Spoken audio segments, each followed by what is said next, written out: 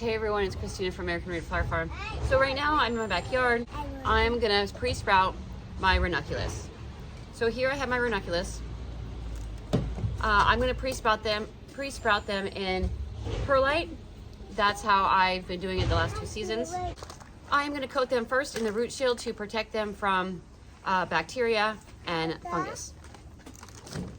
Now, I've never used root shield before. This is my first time using it, and I got it specifically for my farm that has fusarium.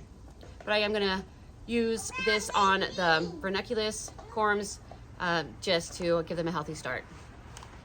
If you have any experience using this root shield or even Activate, please let me know in the comments and let me know how it works for you if you notice a difference between using it and not using it. So what I'm gonna do is I'm gonna open it up. This has been refrigerated. It requires refrigeration. And I don't remember exactly where I bought it, but I did buy it online. I think I paid about $150 for it.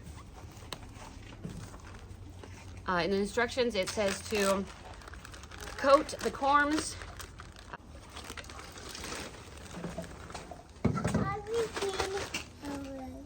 My kids are playing in the background, so please excuse them. I hope they're not too distracting for you. In here, I have about 100 corms, I believe. And I'm just gonna shake some of this bag, pour a little bit of the bag. Only a little bit, doesn't require much.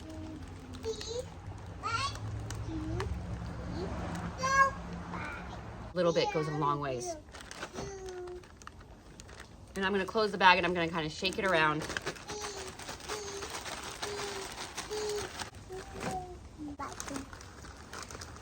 I'm gonna close this back up. I'm just gonna fold the bag over itself. And then seal up the Ziploc bag.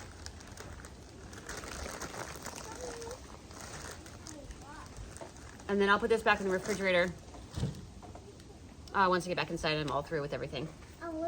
So I have 2 trays here. No, I have 1 tray. I'm just gonna fill it about halfway with the perlite.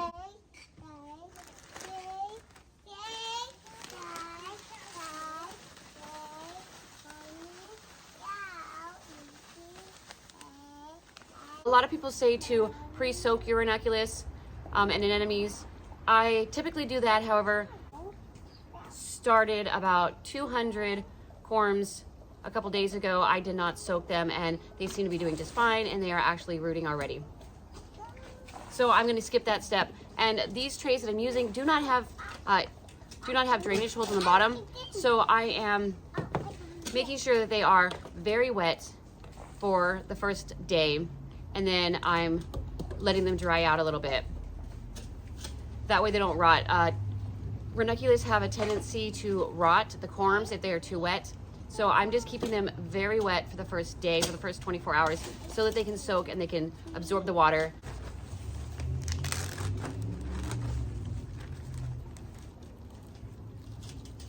So this is what a corm looks like if you've never seen one. It looks like an octopus almost. I am going to put them in with the legs down.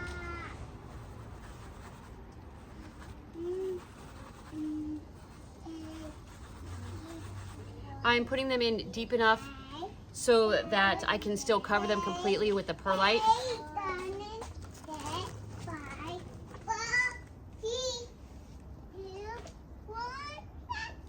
Ranunculus, the corms, they regenerate corms just like a tuber.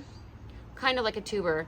And sometimes you can get them apart from each other when they regenerate, either after you pull them out for the season or after you dry them. You can sometimes split them apart and make one into 2, so that way they will grow 2 separate big stalks. Even if they're together, they will still grow a big stalk. Each one will still grow a big stalk. They just, if they're separate, they have more space to grow, I guess.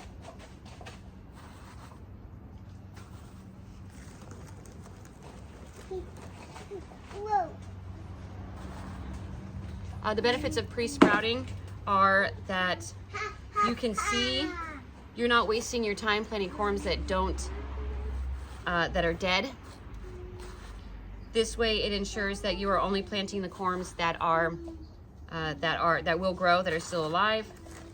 I am putting them in the perlite about 1 inch or 2 inches apart. This corm right here, if you can tell, I'll zoom in on it, but it is like 5 corms in one. Sometimes they lock in together so well that you can't pull them apart. Like sometimes it's not important enough to destroy the corm. If they're completely stuck together, then I just leave them together. If I'm able to move them around a bit and separate them and loosen them up and separate them, then I will.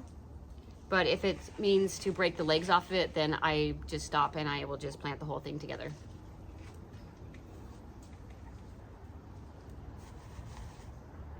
Last year I got lazy and I pre-soaked my corms, but I did not pre-sprout them, and I put them directly in the ground, and that was a crop failure. I think I planted about 100 of them and only a few of them popped up. The rest of them rotted, and I had to replant my third succession of ranunculus all over again. So never again will I not pre-sprout my ranunculus.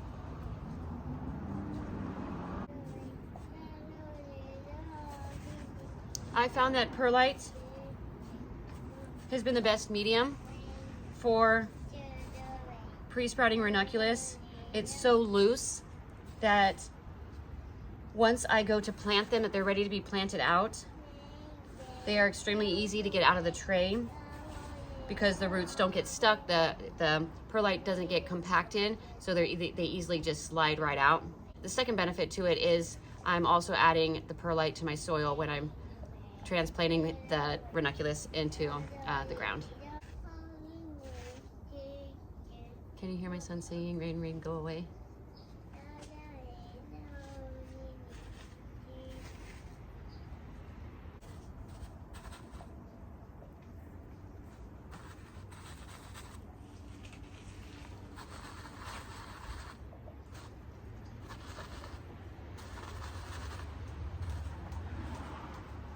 Okay, so I got as many as I want to fit in this tray. I don't want to overstuff it.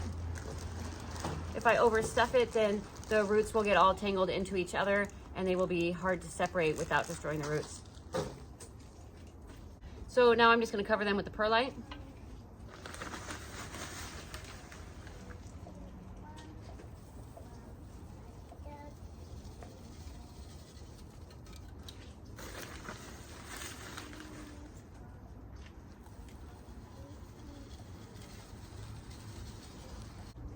Okay, so I've got them all completely covered. I'm gonna grab the water hose and water them in.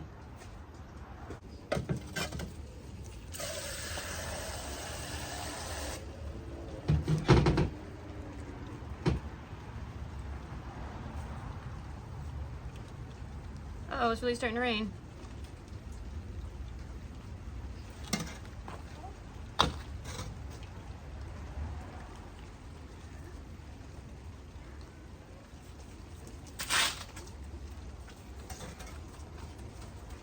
Okay, so I've got them all watered in. I'm gonna place this under my covered patio and I'm gonna check them every couple days. I'm gonna make sure to check them tomorrow and make sure it's not still too wet.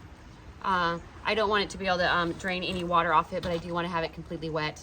And I'm gonna check them every few days and make sure that they are growing roots. When the stalk starts growing out, that's when I'm gonna put them in the ground, but I'll have another video on that. So thanks for watching, and remember, keep your hands dirty.